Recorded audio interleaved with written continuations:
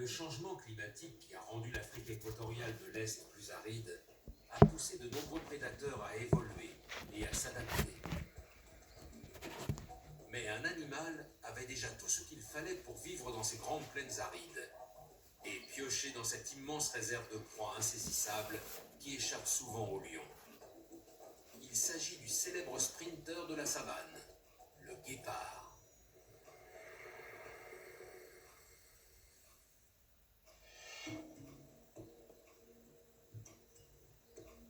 Les guépards ne sont pas comme les autres fauves. Leur os hyoïde n'est pas mobile. C'est pourquoi ces prédateurs communiquent en émettant une sorte de miaulement, et non en rugissant.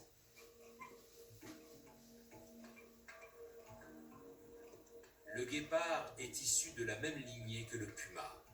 Il a d'abord évolué sur les continents américains avant de migrer par l'Asie et de venir occuper une niche dans les plaines arides d'Afrique comme celle-ci.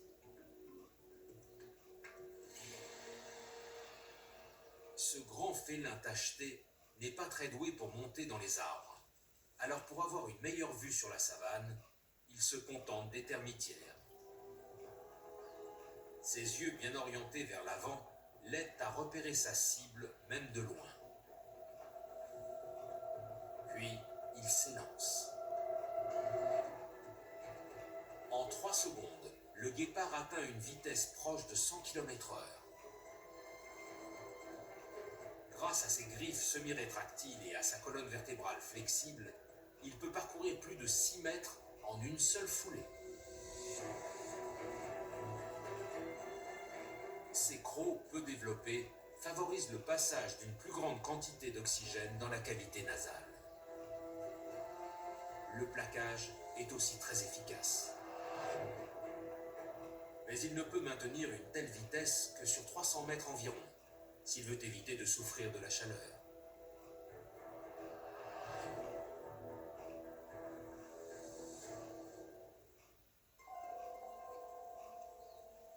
Le guépard est un chasseur hors pair, mais il n'est pas taillé pour le combat. Il doit manger rapidement avant que les effluves de sang frais ne se répandent dans la plaine. Dans la savane, la viande fraîche est très prisée.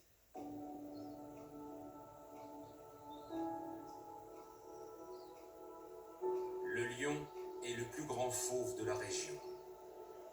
Contrairement aux autres grands félins, les lions vivent en famille au sein de troupes.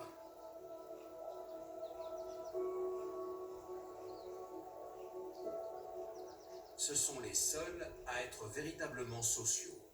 Le mâle mesure plus d'1 mètre et dépasse les 200 kilos. Un gabarit des plus impressionnants.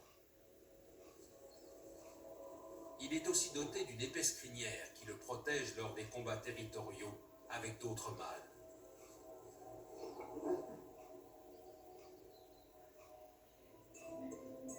Plus à l'est, dans le parc national de Tsavo East, le climat est bien plus chaud et les lions le gèrent d'une manière différente. Ici, ils approchent de leurs limites. L'ombre est leur priorité absolue. Mais la température y dépasse tout de même les 30 degrés Celsius.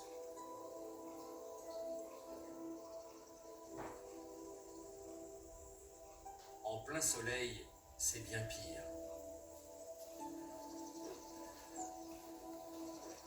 Les lions n'ont pas de glandes sudoripares. Ils ne peuvent se rafraîchir qu'en haletant.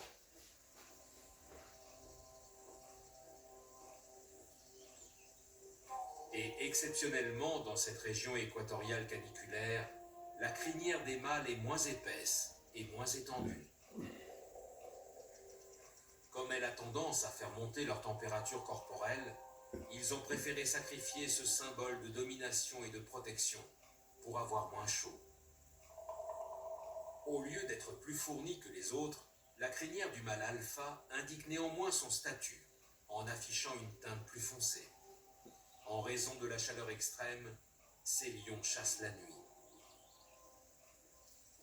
Après le coucher du soleil, il fait dans les 20 degrés. il va rejoindre les taureaux.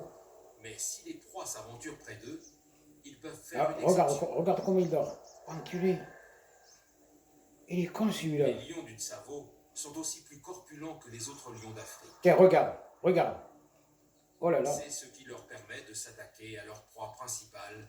Bah, il cherche, il va prendre... Sans doute, Ah, le plus il est parti le agressif petit, des le herbivores pauvre. d'Afrique.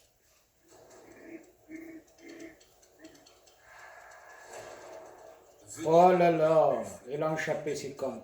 est éprouvant. Tiens, regarde. Oh, les enfoirés. Ils doivent Regarde donc l'autre, s'y il la mettre tient par la plusieurs gorge. et l'achever au plus vite. Oh là là là là là là là là. Ça fait La mal au lionne cœur, la hein, plus puis. puissante lui serre la trachée pour l'étrangler. Oh le pauvre, oh le pauvre. Oh En là là général, là là. il meurt rapidement. Mais le mode opératoire des lions de taille plus modeste obéit à deux principes. Cibler des proies plus petites et profiter de l'obscurité pour attaquer.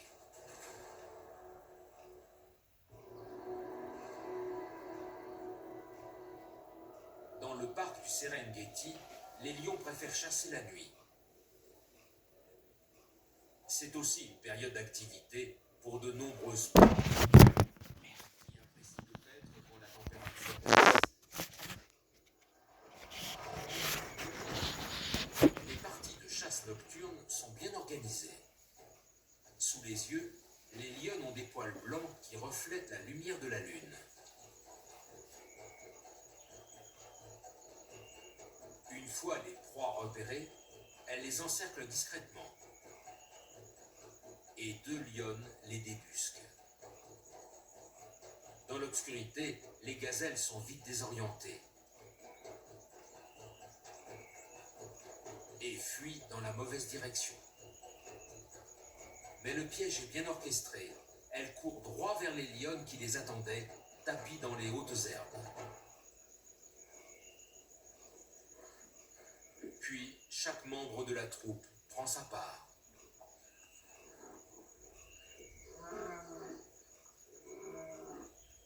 Tandis que les lionnes sont Oh, chargées il de a pas su chasser de manger et ce d'élever con, les quoi. petits, le mâle, quant à lui, a pour mission de protéger le groupe des autres mâles qui pourraient tenter de prendre sa place.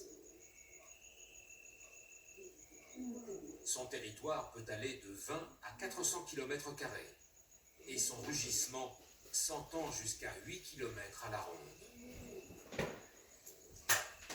Pendant qu'il patrouille, il laisse des marqueurs olfactifs en guise d'avertissement. Aucune proie n'est à l'abri quand il fait nuit. L'obscurité permet aux lions de s'approcher sans être vus. Et bien sûr, l'air est plus frais.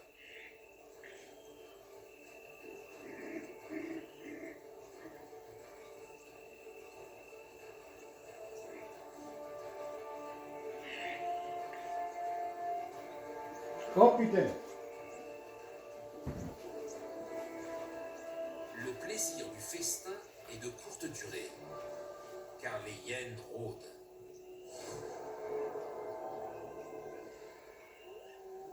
Les lionnes sont perturbées, et les hyènes n'ont pas l'air de vouloir s'éloigner.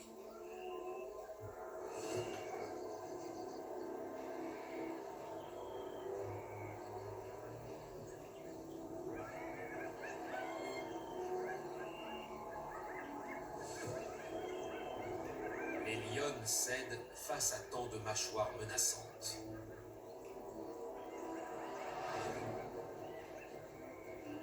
Mais les renforts arrivent.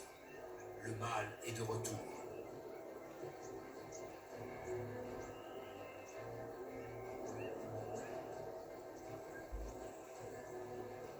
La supériorité des hyènes aura été brève.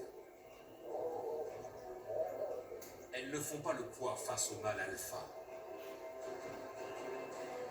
Après s'être imposé, il retourne auprès de sa troupe.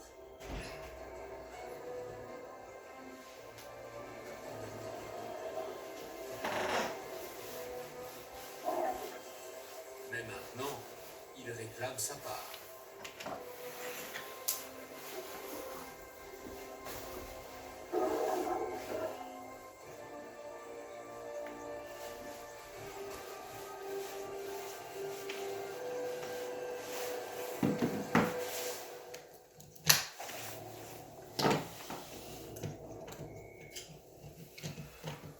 femelles reviennent avec les petits, malgré la présence du mâle.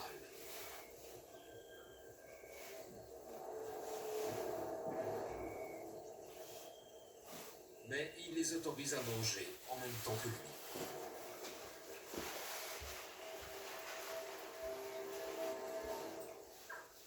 En posant ses limites.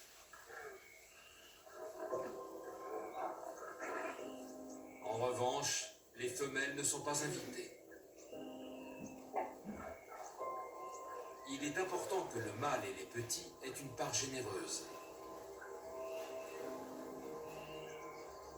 En effet, la transmission de son patrimoine génétique est pour lui un enjeu capital dans l'environnement hostile de l'Afrique équatoriale. Besoin d'un traitement haut de gamme pour votre animal exotique? Besoin d'une prise en charge tendre et affectueuse?